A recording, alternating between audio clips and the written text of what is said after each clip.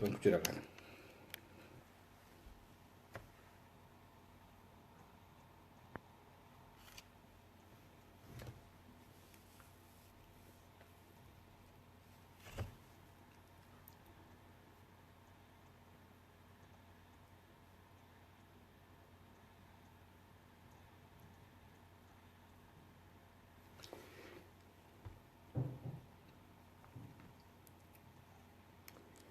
war soo dhawaada aad baan idin salaamayaa soo dhawaada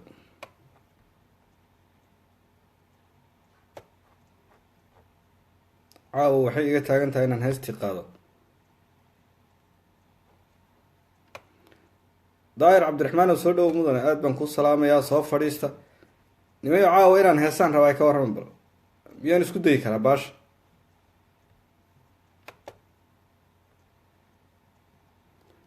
aad baan idin salaamayaa soo fadhiista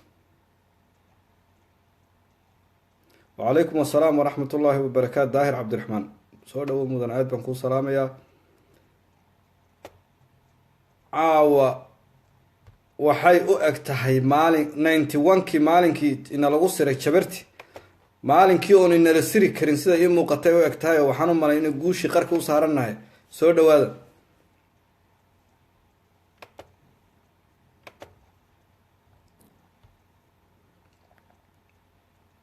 sii sheergaray inoo sii sheergareeya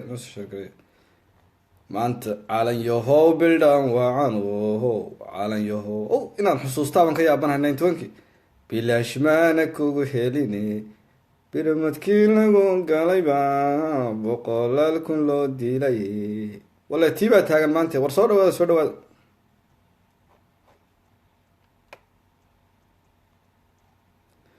aad baan idiin wada salaamayaa etoobiya way kala tagtay way burburtay xaaladdu qabnahay ka degaysaa jawigu wuu qurux badan yahay guushii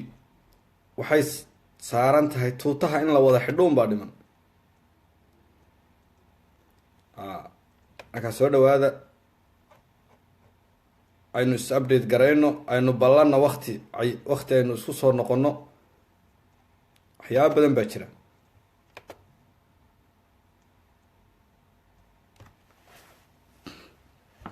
shaafi bixi saaxib aad baan kuu salaamayaa soo dhawo xaaji muxsin iyo dhammaantiin waan idin salaamayaa soo dhawaada shilaaba soo dhawo wariye dhammaantiin aad baan idin salaamayaa xaawaluul hayaay waryaha dadkii keebla yurub bay wada ahaayeen soo wada dhawaada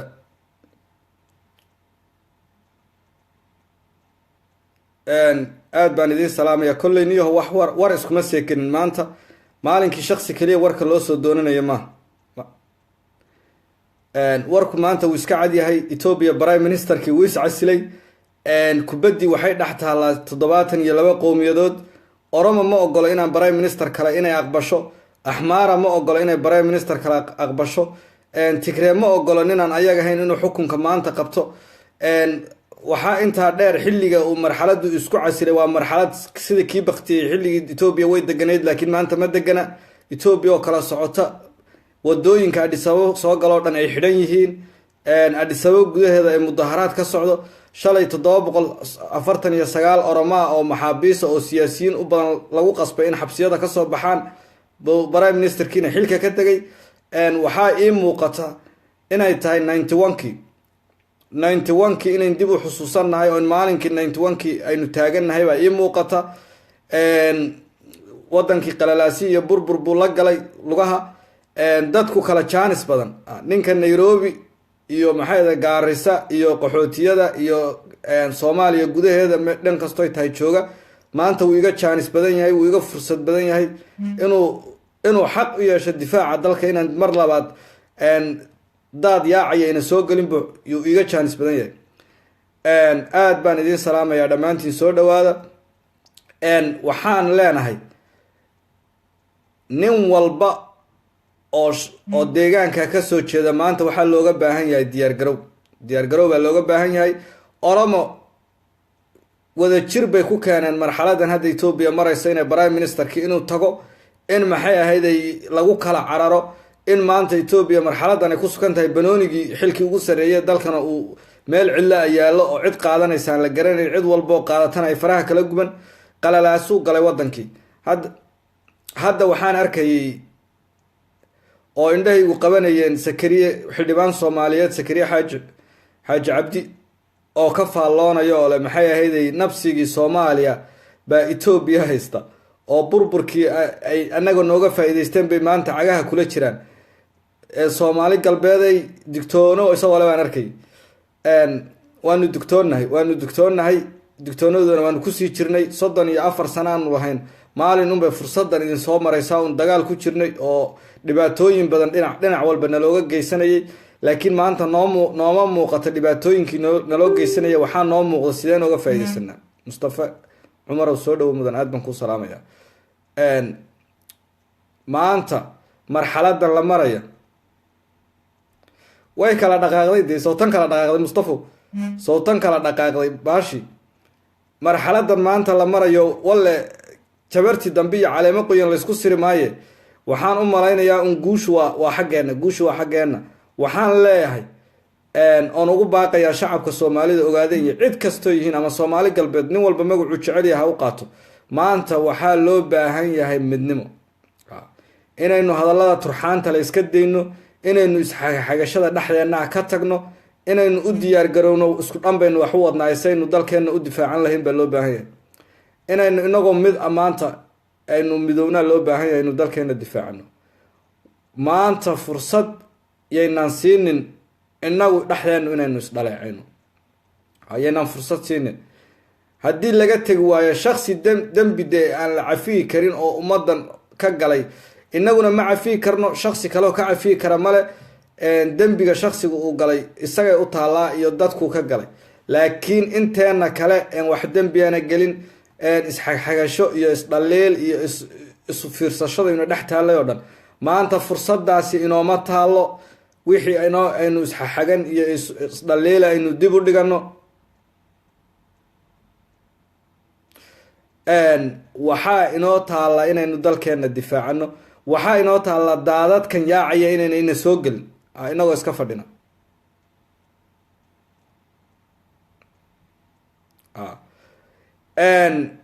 baashii kala tagtay nin walowba xeeshaada nin walowba maxay xoolahaada baan maqli jiray nin walba xeeshiisay maanta ku xidhan tahay saynu ugu diyaar garownay ku xidhan tahay duruufta maanta inagu aynu ku marxaladan kala guurka la falgallay unbay ku xidhan tahay marka dhammaantiin aad baan idiin wada salaamayaa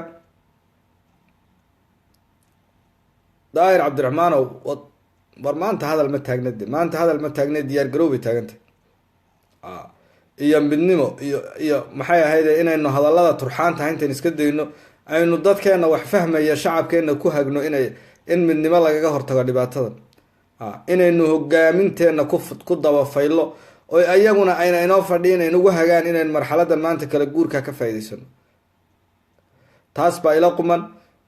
guushuna way inoo imanaysaa nasriga ilaahayna lagama quusto maalinka ugu dambeeya ugu fiicanta maalinkay ugu xun tahay waxaa ilaahay mahadiya oon aada ugu faraxsanahay cabdiraxmaan sheekh mahdi maadey iyo gabre dile oo intay miis wada fadhiisteen miiska isu garaacay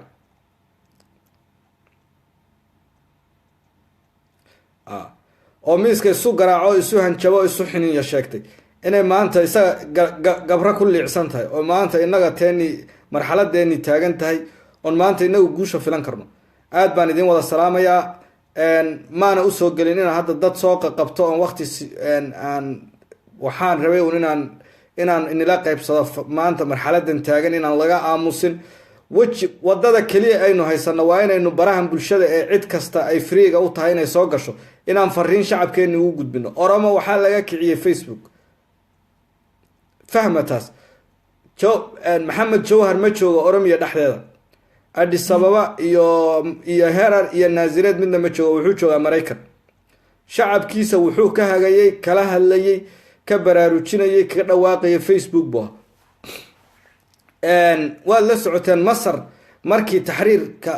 la isu diyaarinayay baraha bulshadu wixii wax laga hagayay Tunisia oo kacdoomadan ka bilowdeen ugu horeysay baraha bulshada wiil yar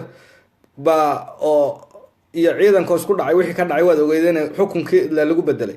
maanta shacabkeenna gudaha jooga een marxaladan ka indhala iyo kan dibadda jooga iyo ka wadamada xadka la joogaba waxaynu kala hadli karnaa meeshan baynu kala hadli karnaa. fursadda kaliya aynu haysano weeye, waa inaynaan u aamusin, aynu hadallaa, aynu shacabka midnimo iyo u diyaargarow iyo ka hortag iyo inaynu is-ilbuuxinaa, aynu ku qanacnaa hogaaminteenu inay horboodaan, inaguna aynu ku dabafeelo. maantana marxaladan aynu Ethiopia kala dirna ayna isku soo noqon. anu markii hore waxaan islahaa shirka London ka dhici doona 22 baa Ethiopia kala tageediya, laakiin wayba ka soo hormartay baan islaah. shirkaas bayna gaadhaynin baan u malaynaya ka soo hormartay. aad baan ku salaamayaa Muntazay, soo dhawo walaal. Ethiopia way kala tagtay wada hadalkii waad maqlayseen Cali bin Qorana warbixin yar ka jeediyay, wuxuu sheegay in isfahan in wax la isku fahmay aan, laakiin hadalkiisa saan ka fahmay isfahanna ma jire in la isku soo noqo wada hadalkii baan xidhmay sidii waagi hore uu burburay in baan la dhahaynin oo waxay ahayd wada isu gooshi iyo wixii baan dhamaanin, laakiin wax hadda isfahana ma jiraan malaynaya. laakiin haddana wax furan ma jiro. taa intaas baynu kaga bogsanaynaa, lagaba soo hormar oo wadankii wuu burburay, innaga ayna laga rabaa inaynu diyaar garowno. waa inoo caawa 8:00 fiidnimo iyo nin walba wixii fariineed gudbin doonto, qaabkaad shacabkaagi ola hadli doonto, qaabkaad u aragtay in marxaladan maanta kala guurka looga faa'iideysan karo, qaabkaad isleedahay maanta wuu inoo nin walba caqli baa ku jira, maskaxda ani ugu jirta tu ka fiican inay ku jirto, haddii la qaato laguba guuleysan lahaa inuu ku dhex jiraa laga yaaba. marka caawa 8:00 fiidnimo Central Europe aynu isu nimaadno, aynu kasoo wada qayb galno barnaamij, aynu isla daadihino, aynu fikirkeena shacabka ugu gudbino. marka waxaan u malaynayaa dadka ugu waqtigaas ugu yar adag yahay waa East Africa oo ay u tahay 10:00 fiidnimo, Ingiriiskana 7:00 fiidnimo u tahay, Mareykan iyo Australia iyo Canada ayaa ku sii darsan doona. Cabdi Holland soo dhawow. war dhamaantiin aad baan idin wada salaamayaa. Ethiopia way kala dhaqaaqday, way kala tagtay, waxay u baahan tahay 91kii waynu fursadani wayna seegtay, laakiin maanta yeena seegin. maanta fursadani yeena seegin baan la aad baan idin wada salaamayaa dhamaantiin. gacmaha aynu isqabsano. waxaan caawa dib usoo xusuusan doonaa wariya horta yaa bahasha fanka ku fiicnaa heesihii 91kii ay jamhadu qaadi jirtay caawana soo xusuusiya. wallahi waan soo qaban lahaa ruuxaas 5 daqiiqo waan soo qaban lahaa. heesihii 91kii in dib loo soo xasuusto wey, la isku baraarujin jiray bilaa muusiga ahayd ee dhuuxa ku dhaqaajin jiray. calaf miyaana kula ahayn ciidaydan hodankee gumaysigu calmadaye miyahed ana ciilkay igu dilay. baaladii baa la rabaa in laga daba tago. maanta marxaladii 91kay taagantay, marxaladii 91ka oonan cidna la siri karin bay taagan tahay.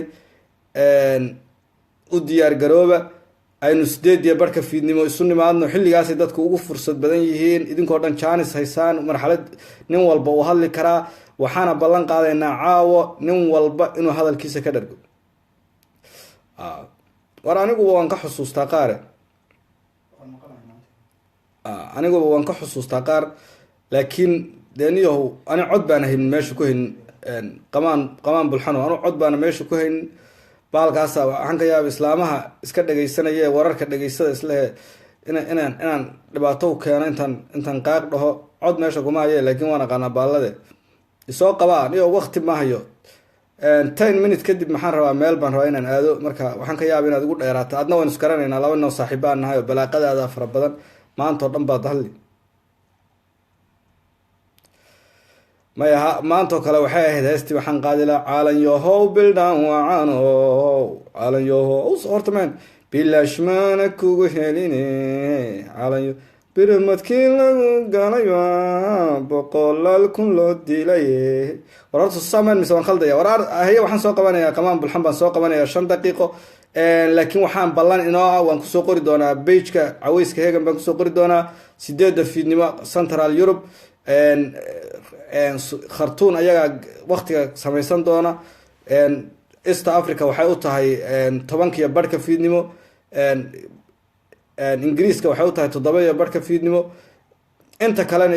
idinku isu gageysta waa 8:15 fiidnimo xagga naga saacadda Stockholm. aad baan idin salaamayaa. ninka qamaan bulxan aha 2 daqiiqo soo qabanaya kadibna waan ballantaas inoo ballan de qamaan bulxanow soo waa soo dalbatay wallahi saaxiibkayna wuu ku jiraa isaguna safka oo ma og inaan saan soo qaban doono niyo waqtina ma haysto soo dhow. السلام عليكم ورحمة الله وبركاته. أدبان كو سلامي. وعليكم السلام ورحمة الله وبركاته. ورحمة السلام يا وجس أدبان كو سلامي سدو. إلهي مهدي حالة هذا. والله نيجي ويكلا دقنتها بل جودك واضح ركتها 91 كي ما أنت ويسوقين. ويسوقين نبلغها هي مريضة. الله حدكو. صح. مر لبعض الدقة أنا استغيب بلغها هي. صح. لكن anigu waxaan dhaxulay dadka taageerayaasha on level hadda dhageysanayay anigu waan ka cabsadaa Facebook live inaan soo galo wali ma dabaalbaran baan ahay ma garatay wali xiniyaha maan yeelo waan ka cabsadaa marka meelahaasaan hadda qoorigan dabaalnaya kolba habeenay soo qabayna aan garanaya soo qabayna bal waxoogaa waan si yar tababaranaya taariikh ma sii qaadanaya ma garatay sax marka nin afmeer TV baan maqlayay oo islaada ninku waa nin ruuq cadaayo wax badan oo shacabkiiba kala qaybinaya markaas aan inna lillaah de kan waxa weeyaan oromahayna buurata mar labaad oo xamaarahayna buurata oo islaantii tiri lugay kolba ninku qaadi oo kale meesha had timaado weeyaan lugay kolba ninku qaad hayla salaasa ay buurtay maanta kala qaybin uma baahnid kala qaybin maanta hayla salaasa ay buurtay oo dhargii ay buurtay oo tigreey ay buurtay haddana oromo maanta ay buurato de marka waxa weeye adduunka inaan ka hajiray noqonaysa marka waxa weeye shacabkeena shacabkeena oo midaysan dadkeena oo midaysan inaynu maanta isku duubnaano oo wixii hore ina soo dhaxmaray iyo guweystiina kala qaybiyay aynu waxaan ku iska liqno oo inuu danta guud ilaashano nin baa oran jiray dib ha fiirin buuri waxa hortaada fiiri buu oran jiray ma garat nin xilligii shuuciyadka nin waxaan jira afayeen marka waxa weeye waynu ogeyn tan inay waxaan ku dhambil hoosta ka horeysa ay tahay oo goor ayna fogeyn kala carri doonto marka waxa weeyaan ninkiina maanta waa ka tagay xisbigiiba ka tagay oo ra'iisul wasaarnimadii sawirka hayd buu iskaga carray wuxuu yiri shacabka la leenayo hadhow eedada adduunka ku qabsan buu sii iskaga tagay teleefankiisana waa la dhageysan jiray ninkan wayna ogeyn oo dhowr jeer baan ugu Facebook ku soo qoray in ninka teleefankiisa la dhageysto oona lahayn waxaan ku choice oona waxaan ku agreement wax ku saxay heshiis wax ku saxay midna oona lahayn sawir meesha ka taagan yahay laakiin nimanka sirdoonka intelligence tigreega ah saraakiisha tigreega ay meeshan maamushaan islaantii malasinaawi uu ka baqtay maarta la gale ma garatay صح marka inaku wax maanta la inooga baahan yahay shacabkeena oo garbaha isqabsada mid maamulka cabdi ilay taageeri jiray iyo mid mujaahidaba aynu isku tanaasulno dib u liqno waxa horteena aynu maanta fiirino iyo mustaqbalkeena aynu ka tashano taas fiican ma garatay oo inaan maanta isku soo hadal qaadin kana dabaqoodi ahaan jiray kana sidan ahaan jiray kana dad laayay kana dad xiray oo wax argoos laan dhicin haddii kala sa ay noqoto sidii ninkii TV-ga afmeer markii dhawdkaadii lahaa ay isku dhiibaan on elf jabhada on elf waa sheekadii Soomaaliya ka dhacday waagii soo garanaysa ee la yidhi ha isku dhiibaan ciidamada qaranka xamar ha isku dhiibaan dawladda ciidamadii siyaad ha isku dhiibaan aslam waxaan guuri kabtay maartay ay ka dhacday laakiin tigraagu markay wadanka qabsanayeen nin kasta oo askari ah waxaan ku xiradiisa iyo shaqadiisa wata yiraahdeen sidaas ay ugu yimaadeen saasay qoriyo kala wareegeen saasay tatataas ku qabsadeen marka waxa weeyaan maanta kuwa new boolisaga iyo nimanka naftooda reesha jabhada ha iska qabsadaan baan leeyahay hana isku tunaasulaan wadankeena aynu qabsana shacabkeena dal iyo dibad iyo gudana aynu midayno garbaana isku qabsano calanka saddex midab lahana haba bado saaxib waa saas shacabkeena midnimo iyo isu tanaasul iyo waxa loo baahan yahay maanta inaan garbaha isqabsano wixii xisaabi iyo shakhsigii de aan dunuuban la cafin kalin garay waa isaga u taala Mandela ba markuu soo baxay wuxuu yiri shacabka South Africa ku wada nool waa isku wada mid maanta waxaan u baahanahay samata bixin baynu u baahanahay waxa ila quman 8:00 fiidnimo aawo waqti ma haysa ha wan haya I have time 8:00 fiidnimo markay Central Europe tahay markaas baynu soo galaynaa caawa ino ilaa 5 saac 4 saac qaato waqtigu dooni ha qaato waxaanu isku daynaa inaynu arrintan meel kaga soo hadno إن شاء الله دولة وجسد بكون سلامة أنت احترمت هذه وسوق بتنا وكم هاد عليا عاون سيد الرابكا عاون سيد مهيجان كان عاون قبل ليني إن شاء الله دولة ما كابلون هاي اللوبي إن شاء الله هي بكون سلامة يا جوس أيه إن شاء الله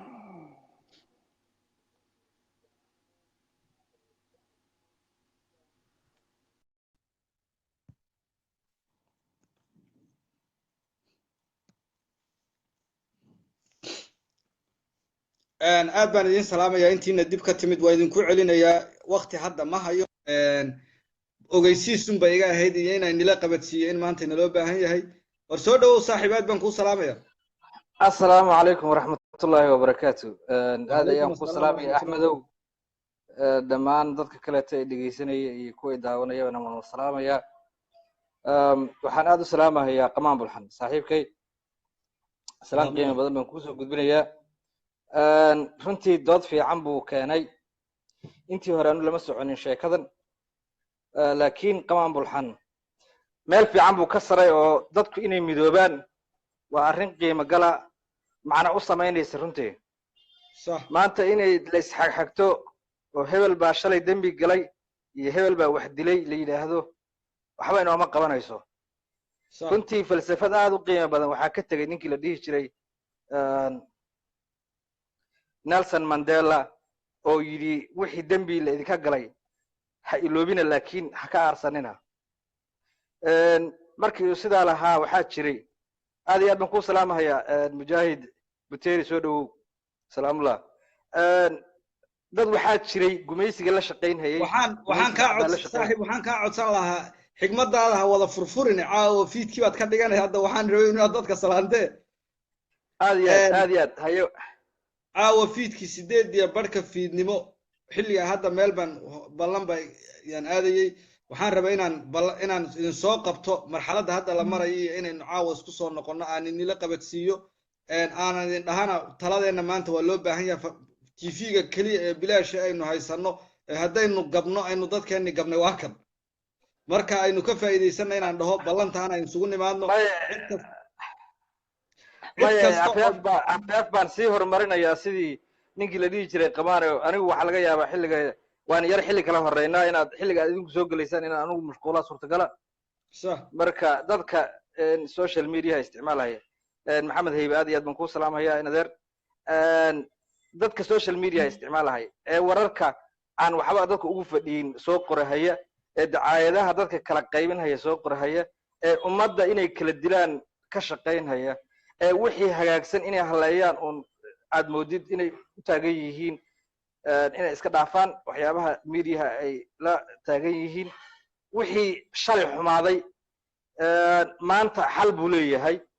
Ethiopia burburkeeda dad waxay leeyihiin maxaa Ethiopia lagala hadlay way burburtaybe haddii Ethiopia burburto adiga kugu dul burburto maxaa haysataa maanta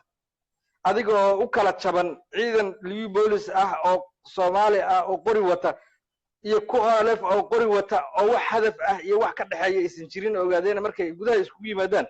Oroma iyo Tigray iyo Amhara oo mid waliba awoodii ciidan ee wadanka ka jiray gacanta ku hayana ay wadankii qabsadaan maxaa adiga ku qorshe ama in marka lagu qabsado oo lagu dumaalo oo Oroma ku dumaasho ama Amhara dib ku qabsato waxa weeyaan falsafadan way duntay maxay la duntay Ethiopia ma inay kugu duntaa arta dushaada waa in su'aalo fiican oo si mugle looga jawaabo u baahan caawa niyo caawa isku day inaad caawa soo gasho waxaan ruuxa ama labada ruux ee ugu horeysan haddaan doona kaa dhigaynaa xigmadooda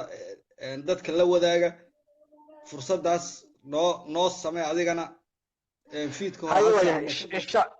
waayahay hadduu alla idmo waqtigaas inaan hadduu alla idmo haddaana si kaleeta wax iga noqon aan idinla joogaan isku taxallujin doonaa laakiin haddii aan intaas ka gaari waayo waa intaas inaad bulshada ruux waliba waa mas-uul maanta